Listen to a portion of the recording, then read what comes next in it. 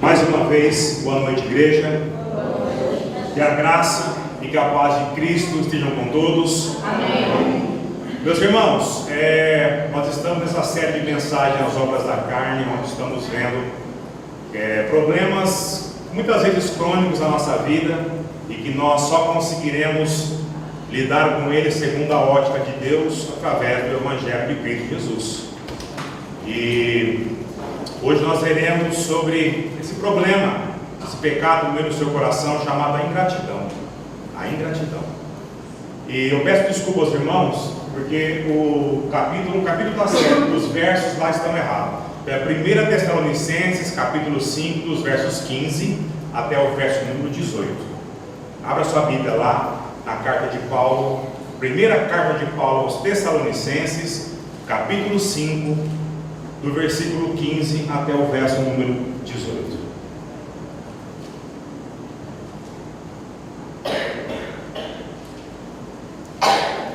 Primeira Tessalonicenses 5, versos 15 ao 18, diz assim a palavra de Deus: Cuidai, para que ninguém retribua o mal com o mal, mas segue sempre o bem uns para com os outros e para com todos. Alegrai-vos sempre, orai sem cessar, sede gratos por todas as coisas, pois essa é a vontade de Deus em Cristo Jesus para convosco. Amém? Abaixe a cabeça, vamos orar a Deus. Pai amado, nesse momento, Deus, mais uma vez nós estamos diante da Tua palavra e clamamos, Deus, a ação do Teu Santo Espírito que abra nosso coração, Senhor. Abra nosso entendimento, para que nós possamos, Pai, compreender as verdades contidas aqui, e que isso possa mudar, Pai, o nosso coração, mudar o nosso caráter, mudar a nossa realidade, e que nós possamos, Senhor, refletir Cristo Jesus em tudo que fizermos, tudo que nós agimos e pensarmos nesse mundo aí fora. Nós te louvamos e bendizemos, não só por hoje, mas por todo sempre. Amém. Bom, como eu disse, estamos nessa série de mensagens titulada As Obras da Carne, onde estamos vendo sobre as ações que nossa natureza pecaminosa nos leva a cometer.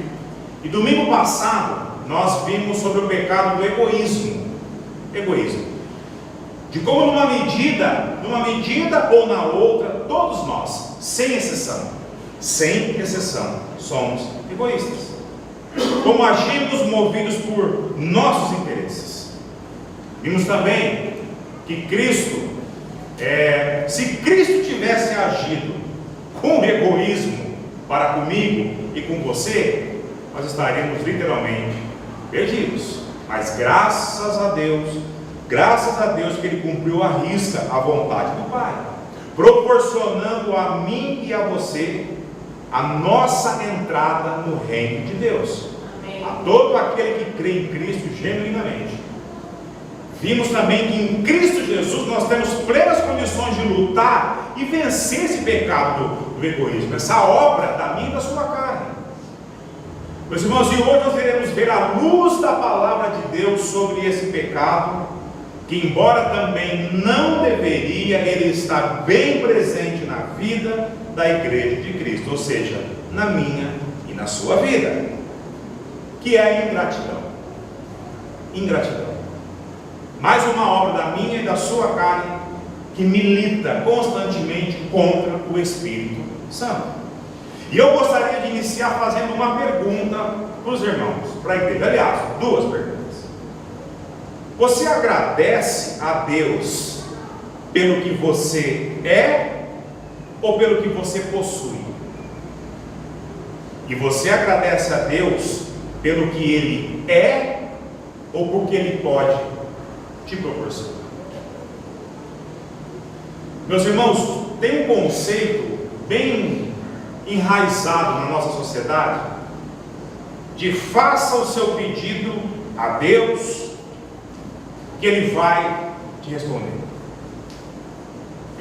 Como se fosse uma grande prateleira de uma loja de departamentos que você vai aí, onde a gente vai lá, escolhe, olha o que a gente quer, e mais do que depressa a gente faz nosso pedido a Deus.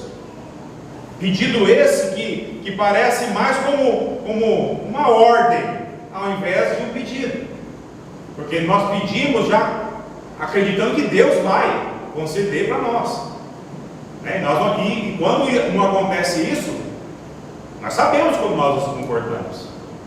Nós esperamos que Ele faça o quê? Exatamente aquilo que nós pedimos.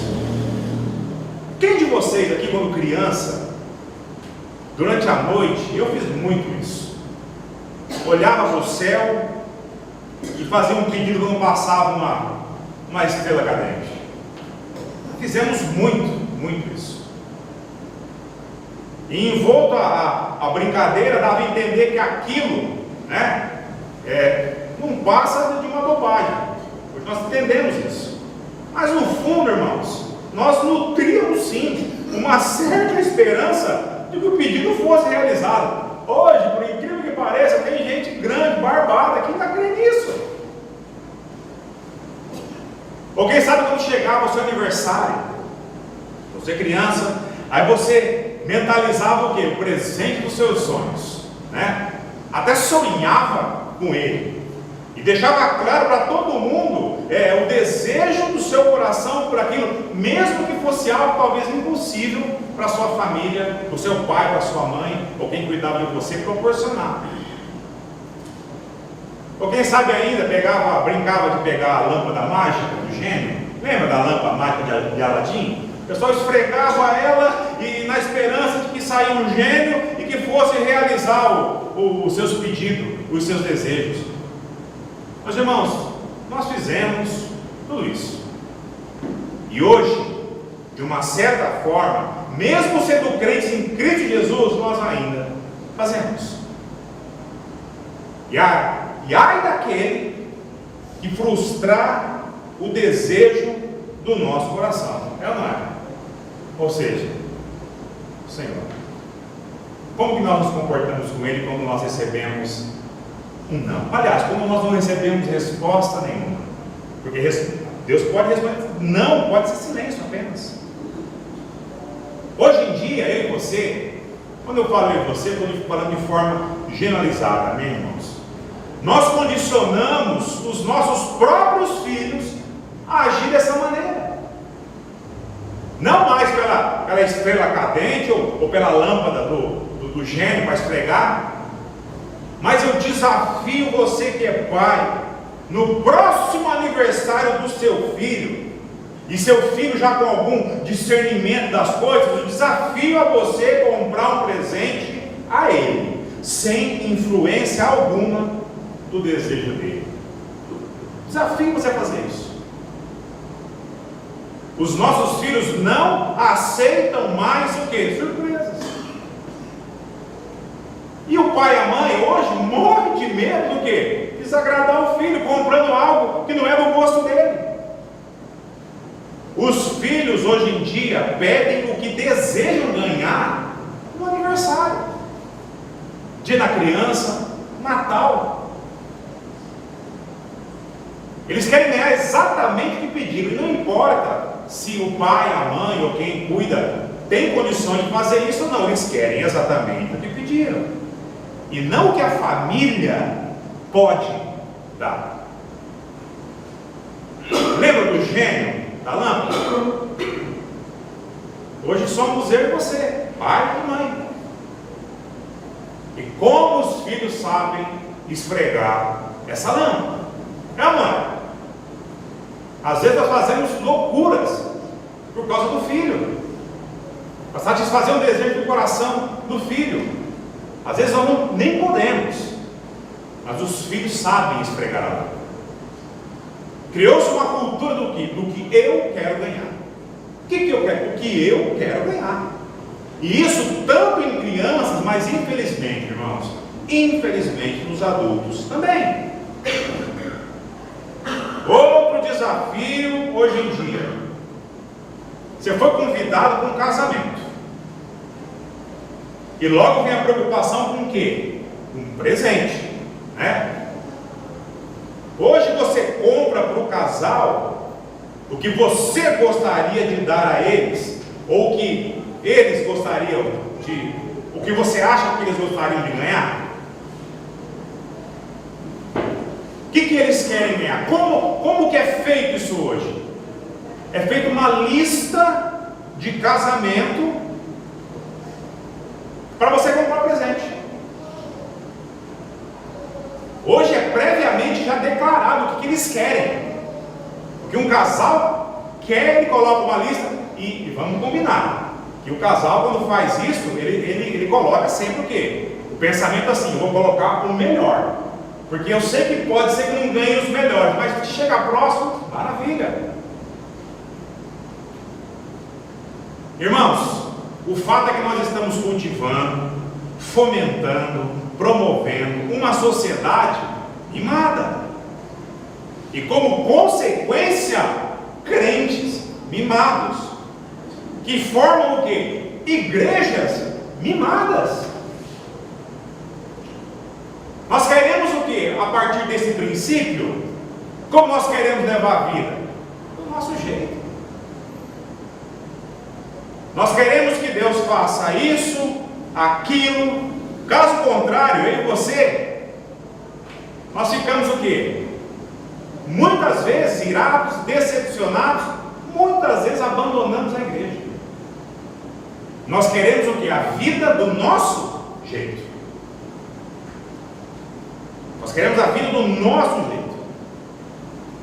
E isso vai fazer com que eu e você, quando nós não tenhamos aquilo que nosso coração deseja, nós ficaremos contrariados, melindrosos, insatisfeitos. Ou seja, crente o quê? Crente mimado. Meus irmãos, isso tem nome. Isso chama-se pecado. Pecado da insatisfação ou da ingratidão. Um pecado que vai ter as suas raízes, sabe onde? No orgulho. No orgulho. Aí você pode estar pensando assim: será que eu sou uma pessoa ingrata? Será que eu sou uma pessoa insatisfeita? Será que eu sofro com esse pecado do descontentamento? Será? Meus irmãos, a resposta, infelizmente, é sim. Sim. Deixa eu fazer uma outra perguntinha. Você já orou a Deus alguma vez pedindo perdão a esses pecados? Meus irmãos, isso não é comum na vida da igreja. A gente ora a Deus por tantas coisas, mas orar a Deus para deixar de ser ingrato, dificilmente nós fazemos isso. Não é comum e muito menos o que? Fácil. Sabe por quê? Porque isso não faz parte da nossa cultura. E a palavra de Deus nos oferece lições preciosas, irmãos, para nós aprendermos a lidar com esse pecado, essa obra da carne na minha e na sua vida. Deus vai nos exortar a como a ingratidão ela pode afetar a minha e a sua vida, seja a nossa vida aqui física, mas também a nossa vida espiritual, e nos ensina como lidar com isso, a fim de fazer a vontade de Deus. Amém, irmãos? Mas para isso, primeiro, nós devemos saber o quê? O que significa isso? Ingratidão. Aquela insatisfação no nosso coração. Olha o que significa isso na nossa língua. É quase sempre o resultado de situações permanentes e imutáveis que estão fora do nosso controle. Olha que interessante. Vou ler de novo. É quase sempre o resultado de situações permanentes e imutáveis, que não mudam e que está fora do quê? Do nosso controle. Ou seja, aquilo que não importa o que façamos, agimos ou pensamos, nada vai mudar a situação. E sabe onde nós caímos diante disso? Nós pecamos quando esquecemos que existe um Deus que controla absolutamente tudo nas nossas vidas. Isso mostra o quanto eu e você, nós não confiamos nos planos de Deus. Toda insatisfação é pecado? Sim ou não? Não. Existem coisas que são legítimas. Dá um exemplo melhor aqui, vamos lá. O Renner chega para Paulo e fala: Paulo, diga para mim como que eu posso ser um marido melhor para você. Eu estou muito satisfeito comigo. Válido. Eu quero ser um servo melhor, pastor. Eu creio que eu não estou servindo melhor na igreja. Insatisfação, joia, positiva. Isso é válido aos olhos de Deus. Mas tem que levar a pessoa a agir para melhorar, mas com a perspectiva no lugar certo. A perspectiva onde? Em Cristo Jesus, em Deus. Nós temos que tomar muito, mas muito cuidado para não virar uma insatisfação pecaminosa, ou seja, uma ingratidão no nosso coração. Vou dar um exemplo. Vou pensar aqui. Eu gostaria que meus filhos, marido e esposa tivessem um relacionamento sincero com Deus.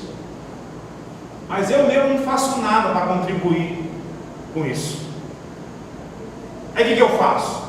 Eu só murmuro, eu só cobro, eu só reclamo. Nós esquecemos que somos o quê? Instrumentos, espelhos. E queremos o quê? Que o filho haja como a gente. Nós esquecemos também que nós não temos como decidir por eles. Esquecemos que temos que agir, que o agir de Deus soberano nas nossas vidas está presente a todo instante. E como que é evidenciado isso? A gente não ora, a gente não vive, a gente não reflete, a gente não vivencia o Evangelho. A gente só faz o quê? Só cobra. E quando eles não fazem o que a gente quer, geralmente o que acontece com o pai? A mãe perde o controle. Aí reclama, grita, murmura. Ao invés de você aproximar o filho de Deus, você está empurrando o filho para onde? Para onde ali vai só fazer afago, só fazer carinho na cabeça dele. Todo mundo. Meus irmãos, isso é caro. Isso é pecado.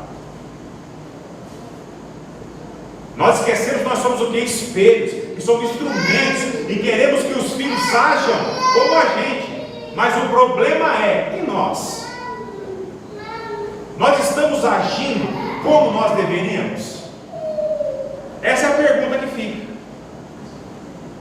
Meus irmãos, é muito, mas muito fácil a gente sair de uma insatisfação legítima que agrada a Deus e cair no pecado da insatisfação e gerar ingratidão no nosso coração, ingratidão contra pessoas e contra Deus.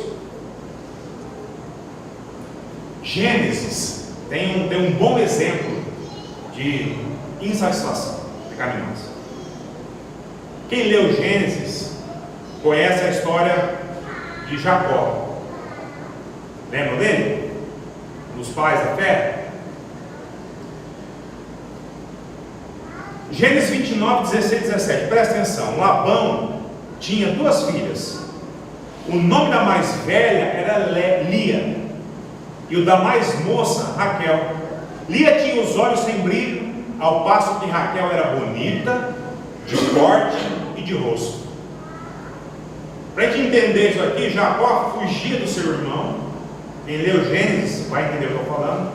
E foi parar onde essa fuga? Na casa do seu tio, chamado Labão. Onde conheceu quem? O amor da sua vida, Raquel. Então Jacó, mais do que depressa, pediu a mão de Raquel a seu tio em casamento. E o seu tio disse que após 7 árduos anos de trabalho, ele poderia casar com ela. Passados os 7 anos, o tio de Jacó armou uma trama lá, mirabolante, para casar a filha mais velha, Lia, ao invés de fazer o casamento com Raquel. E assim foi feito que Jacó enganador, né? No hebraico passou a ser o quê? Trapaceiro, passou o quê? Ser enganado pelo tio.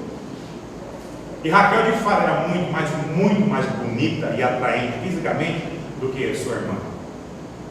Mas Lia agora tinha o quê? Um marido a qual ela amava muito. Mas ela desejava o quê? Mais, muito mais. Passado mais 7 anos de trabalho, trabalhando com seu tio, Jacó enfim pode casar com Raquel. E o tempo foi passando, e olha o que acontece aqui, ó, Gênesis 31 e 2, presta atenção. Quando Raquel viu que não dava filhos a Jacó, teve inveja da sua irmã e disse a Jacó: dá-me filhos, senão morrerei. Então a ira de Jacó acendeu-se contra Raquel e disse: por acaso estou no lugar de Deus, que impediu que o teu ventre desse frutos? Vamos lá.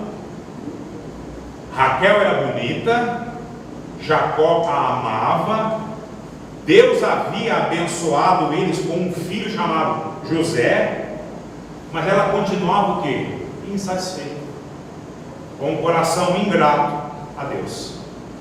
E aí o quê? De toda forma, outro filho. E teve outro menino chamado Benjamim. Mas Raquel morreu no parto de Benjamim. E muito tempo depois, Deus usa José, o primeiro filho de Raquel, com Jacó, para salvar todo o povo da fome que se abateria sobre a terra. José se tornou o governador do Egito, nação mais poderosa da terra, e resgatou toda a sua família para que não morresse de fome. O que eu estou querendo dizer com isso aqui? Vamos lá. Muitas vezes eu e você, nós agimos como Raquel e como Lia, apesar do que Deus nos dá. Nós queremos o quê? Sempre o quê? Mais. E à medida que vamos caminhando, nós vamos tornando o quê? Insatisfeitos, ingratos com a vida que nós temos. Isso vai revelar o quanto eu e você, nós não temos confiança na soberania de Deus, na minha e na sua vida, na vida que Ele dá para mim e a você. Queremos mais. Nós não olhamos ao redor, pois se você fizéssemos isso, nós iríamos perceber pessoas e situações, meus irmãos, olha, mas muito piores que nós. E isso mostra como nós somos o quê? O que nós vimos no domingo passado: egoístas, insatisfeitos, ingratos com o nosso Deus. Nós só vemos o quê?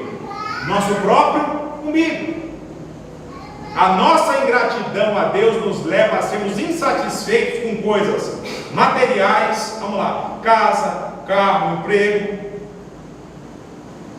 também com habilidades que Deus nos deu.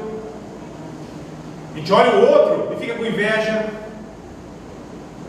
Muitas vezes somos ingratos quando olhamos para a nossa família e desejamos que fosse outra, pois a nossa não é como nós sonhamos, no projeto de família. Mas irmãos, isso é egoísmo. É querer que tudo na nossa volta seja em nosso próprio benefício apenas. E os planos de Deus? Fica onde? Será que Ele sabe mesmo? Será que Deus sabe mesmo o que é melhor para mim? Lembra que todo mundo que tentou dar uma ajudinha para Deus na Bíblia, vocês sabem o que aconteceu. Meus irmãos, nós podemos ter problemas em outras circunstâncias na vida. Lembra da definição de ingratidão que eu falei agora há pouco? Quando resulta em situações permanentes e imutáveis que estão fora do nosso controle. Pensa comigo. Um casal que não pode ter filho. Longe de Deus. Como você acha que eles vão lidar com isso? Uma gravidez indesejada consequentemente um casamento infeliz. Vamos lá, coisa mais corriqueira e comum que acontece isso. Longe de Deus, quais são os caminhos que esse pessoal vai pegar? Diz para mim. Uma fatalidade aí, um acidente que deixa, sei lá, um filho paraplégico numa cadeira de roda. Longe de Deus, como você acha que os pais vão agir numa situação dessa? Uma doença sem cura que apareceu. Longe de Deus, como você acha que nosso coração vai gritar na nossa mente? Como que nós iríamos nos comportar diante disso? Meus irmãos, Deus usa circunstâncias e pessoas para trabalhar áreas em nossas vidas que precisam de mudança. Amém, irmãos? Áreas que possivelmente nos afastam dele. Deus não deseja o mal a ninguém. O mal é a consequência da ausência de Deus. Deus é bom. A essência de Deus é boa e eternamente. Mas as coisas más acontecem com a gente. Para saber se nós somos insatisfeitos, somos ingratos, olha para a nossa reação. Olha para a nossa reação às circunstâncias que a gente tem que enfrentar. Como que a gente reage? E isso vai depender, presta atenção, do grau de dificuldade que seja. Se nós reagirmos mal a toda e qualquer situação, nós estamos pecando. Na época de Raquel, que eu li agora há pouco, filho era importante? Sim ou não? Sim, e muito. Contexto judaico, filho era o quê? Uma bênção. Mas Raquel não tinha o direito, apesar de tudo que Deus lhe dava, viver em descontentamento. Irmãos, o problema era a reação de Raquel, não as circunstâncias. Amém? A gente olha para as circunstâncias, que vai gerar o quê? A nossa reação errada. O problema está na nossa reação. Ao invés de reagirmos dando graças a Deus, vivemos buscando o quê? Justificativa por nosso pecado. Um exemplo. O marido não fala bom dia para a esposa. Nem, sei lá, pega a bandeja lá, faz o café da manhã e leva para a esposa na cama. E a esposa, quando ele está vendo o jogo de futebol dele, não está nem aí, né? Nem senta com ele no sofá, não quer nem saber disso. Meus irmãos, algumas pessoas levam o café na cama, outros não. A propósito, eu levo. Vou dar propaganda aqui, eu levo. Não todo dia, mas em momentos especiais eu levo um café na cama para minha esposa. Não é? Aliás, são raros às vezes, eu confesso que são raros às vezes, mas eu levo. Eu preciso melhorar muito nisso, irmãos. Orem por mim. E algumas pessoas sentam com o outro para assistir um jogo, por exemplo. A mim, de vez em quando, muito raramente também faz. Aliás, eu também, muito raramente sento para assistir um jogo. A culpa não é dela, é eu mesmo. Raramente assisto. Mas quando assisto, às vezes ela vem e senta comigo. Ela aproveita esse momento para sentar junto comigo, sabe? Uma coisa corriqueira, comum para mim. Ela vem e senta. O que eu estou querendo dizer com isso aqui, irmãos? As pessoas são diferentes umas das outras. Mas sabe quando a gente peca? Vamos lá, quando a gente fala mal do nosso marido, por exemplo, que não traz o café na cama, quando a gente está reunido com as amigas em algum programa aí. Ou quando a gente expõe a nossa esposa na roda de amigos, né? Com piadinha. O homem gosta de fazer isso. O homem, quando está insatisfeito, ele não conversa para melhorar. O que ele faz? Ele expõe a esposa a um ridículo com os amigos, porque isso é comum no mundo. No trabalho, irmãos, reação é como nós reagimos. O ponto é como eu e você reagimos. Sabe por que nós pecamos? Porque nem sempre reconhecemos que isso que a gente faz é o quê? Pecado. Para a gente se tornou o quê? Comum. Comum. Agimos como o quê? Como um incrédulo, e a gente exclui Deus totalmente de toda e qualquer circunstância da nossa vida. A gente trabalha assim de forma generalizada, igual o mundo faz, e não sabemos diferenciar o que é lícito do pecado da ingratidão. Lícita quando requer a sua ação para mudar, segundo a vontade de Deus. Vamos querer ser um pai melhor para o filho, uma mãe melhor para o marido, uma esposa melhor.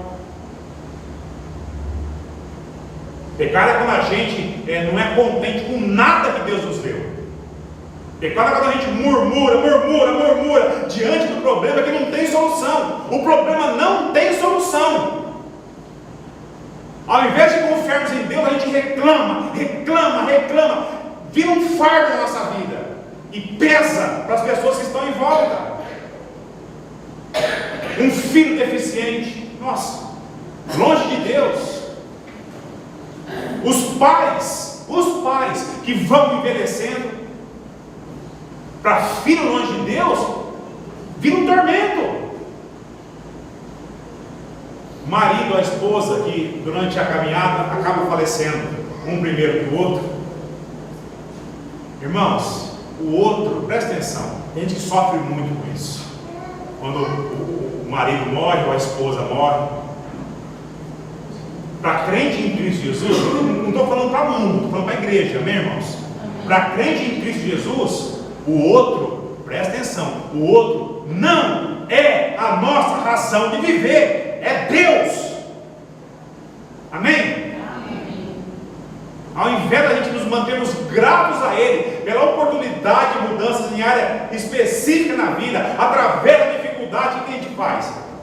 Amarra uma bola de ferro desse tamanho no pé e arrasta a vida inteira. Murmura contra Deus. Insatisfação e ingratidão revela os ídolos que estão dentro do meu e do seu coração. A gente começa a pensar que falta algo na nossa vida para que a gente seja feliz. Sabe, para que a vida tenha um significado. Eu estou em busca da minha felicidade e vai morrer buscando isso. Um emprego melhor, tem gente que se degradeia por causa do emprego melhor. Um casamento feliz, casa 1, 2, 3, 10, 15 vezes, e ele não muda, e a culpa é sempre de quem? Do outro. Dinheiro do banco. Se tem uma coisa que olha que a gente não tem dinheiro no banco. Senhor, chuta aqui, e chuta lá, e faz conta, e murmura aqui, murmura lá. Mas o que você faz para melhorar isso? Meus irmãos, presta atenção numa coisa: se a resposta para tudo isso for além do nosso próprio Deus, então isso daí se tornou o quê? Um Deus na nossa vida. É simples assim. Ninguém vai dizer que adora como Deus, sei lá, um emprego, o marido, a esposa, o dinheiro. Mas basta observar a reação da pessoa, basta observar o descontentamento dela quando se fala em algo desse tipo. Meus irmãos, o pecado da ingratidão, da insatisfação gera vários outros pecados na minha e na sua vida. Sabe o que sobra de um comportamento desse? Vamos lá: ressentimento, amargura. Não só com pessoas, não é só com quem circunda você, mas principalmente contra Deus. Outro exemplo aqui, Gênesis 4, 6 a 7. Então o Senhor perguntou a quem? A Caim: Por que tiraste? Por que está com o semblante abatido? Se procederes bem, não se restabelecerá o teu semblante? Mas se não procederes bem, o pecado jaz à porta, e o desejo dele será contra ti, mas tu deves dominá-lo. Vocês conhecem a história de Caim e Abel? A insatisfação de Caim contra Deus era evidente. Não conseguia nem expressar diferente. O pecado da ira batia sobre o semblante dele. Era explícito no seu rosto. Por quê? Deus havia aceito a oferta do irmão Abel pela sinceridade no coração dele. E a de Caim não. E Deus ainda aconselha no verso 7. Presta atenção aqui, ó. Se procederes bem, não se restabelecerá o teu semblante. Aqui vemos, irmãos, claramente um exemplo de insatisfação legítima da parte de Deus. Bom exemplo aqui. Deus diz: muda, Caim. Muda a motivação do seu coração, Caim. Deus está alertando, Deus está falando. Em outras palavras, o que Deus está falando aqui? Caim, vai lá de novo, Caim, e faz uma oferta de novo, mas agora faz de verdade, com o seu coração, Caim. Deus alerta que o pecado da insatisfação, da ingratidão, está ali, ó, na porta dele. E continua o verso 7. Mas se não procederes bem, o pecado jaz à porta, e o desejo dele será contra ti, mas tu deves dominá-lo. E o que Caim fez? Qual foi a reação de Caim? Não deu ouvidos ao Senhor, motivado pela insatisfação contra Deus, que não aceitou a sua oferta, feita de qualquer jeito, com intenções equivocadas, por motivação errada no seu coração, amargurado, ressentido, o que ele vai e faz? Ele vai e mata seu irmão. Pensa que isso é diferente, não estou falando que a gente vai matar alguém, irmãos, mas a nossa reação com isso que estava no coração dele, muitas vezes a gente age assim, como Caim. Deus nos ensina, Deus nos exorta com a sua palavra, mas o que a gente quer? A gente quer fazer do nosso jeito, não do de Deus. Tá bom, pastor, tá bom, ok. Então como que eu devo lidar com a satisfação, com a ingratidão dentro do meu coração, na minha vida? Vai lá, como é que eu faço isso? Meus irmãos, a única forma, presta atenção, isso é muito importante, a única forma de vencer esses pecados em nossas vidas é reconhecendo de fato que Deus é soberano sobre absolutamente todas as coisas. Amém? Amém. Se isso não for uma verdade na sua vida, esquece. Esse pecado vai ser companheiro seu enquanto você caminhar. Tem um exercício, acho que eu já fiz esse exercício algumas vezes com a igreja. A gente, quando acontece algo que foge da nossa circunstância, do nosso poder de resolução, o que a gente, primeira pergunta que a gente faz, qual que é? A gente olha para o céu e fala o que para Deus? Por que, Deus? A gente quer saber o porquê. E deveríamos fazer o quê? Senhor, para quê? Me mostra, me direciona. Tudo que Deus faz ou permite acontecer tem um propósito na minha e na sua vida. Nós precisamos entender essa verdade. Deus permite situações difíceis nas nossas vidas, é para o nosso próprio benefício. Mas o principal é para o louvor da sua glória. Dessa forma, nós vamos sim deixar de ser o quê? Vítima de circunstância. Para ser o quê? Administradores da vontade de Deus. Olha a diferença. O apóstolo Paulo dá um bom exemplo disso. Paulo, quem lê as cartas,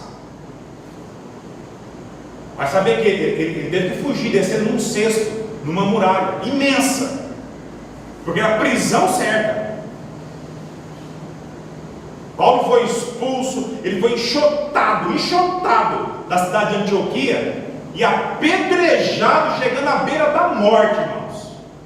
Quando ele foi para Macedônia, ele foi açoitado, preso, amarrado os pés num tronco de árvore igual um animal, por ter feito uma pregação genuína do Evangelho em Bereia, para os bereanos. Os judeus de Tessalônica partiram atrás dele, falou: queremos a cabeça dele.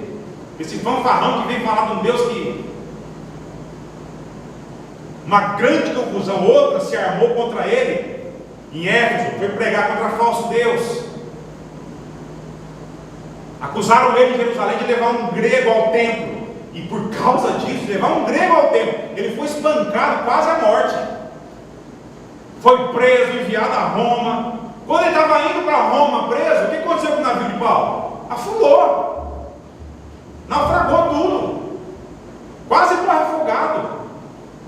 Graças a Deus que fez conseguir que todo mundo chegasse a uma ilha lá.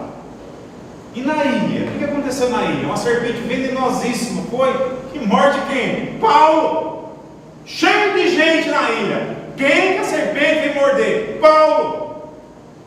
Até que ele foi decapitado pelo imperador Nero em Roma. Difícil a vida dele, né? Difícil, né? Mas sabe qual foi a reação de Paulo a tudo isso daqui? Ele se fez insatisfeito? Ele se mostrou ingrato contra Deus? Não. Ele irou? Não. Ele murmurou? Não. E Paulo diz aqui em Filipenses 1,12: preste atenção, irmãos, quero que saibais que todas as coisas que me aconteceram contribuíram para o avanço do Evangelho.